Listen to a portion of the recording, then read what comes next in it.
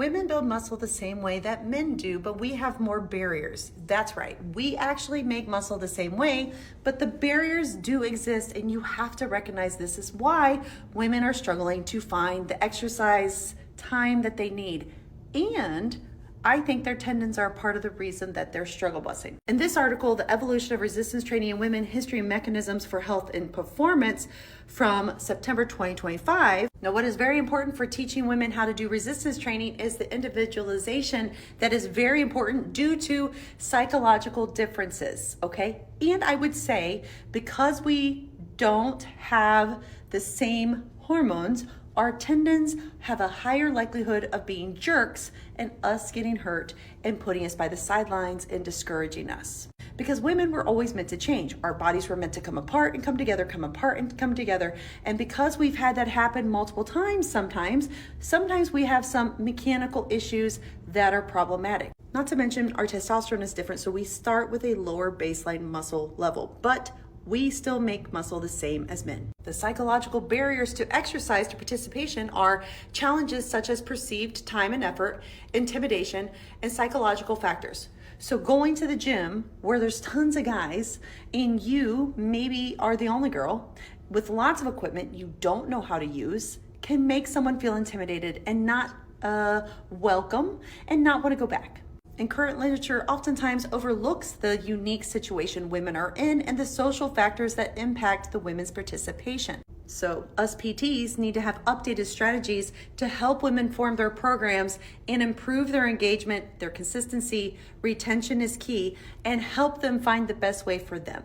In the college setting, they found for women, the biggest barrier was perceived time and effort required for resistance training. And women who see obstacles to exercise are less likely to engage in consistent resistance training. And you have to be consistent to make things grow. Other true barriers to exercise is women would worry about looking silly, muscle soreness, and not wanting to be an overly muscly physique. A lack of encouragement from friends, not wanting to exercise alone, and feeling uncomfortable or intimidated in the weight room. Other factors that limit women is lack of convenient locations to exercise, bad weather, medical problems, family obligations, and these things truly get in the way. So how do we fix this? Well, in this particular article, the investigators talked about educational interventions with classes teaching weight room exercises, and in some cases, creating women-only training spaces for beginners may help reduce these barriers and encourage more women to take up resistance training. The difference truly between men and women when it comes to muscle mass is the large hormonal change of puberty,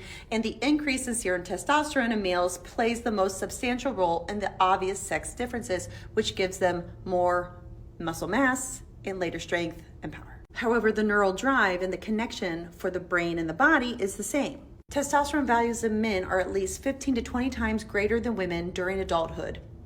Okay, so this is why they do have more bulk and more strength. And women have testosterone too, it's just men have more. Estrogen's role in preserving muscle mass, specifically skeletal muscle mass, is less clear. But what we can say for sure that estrogen does is it has a protective effect on post-exercise pro-inflammatory response and skeletal muscle damage. And this is why you feel so much more sore than you used to, because estrogen would help us with the oxidative stress.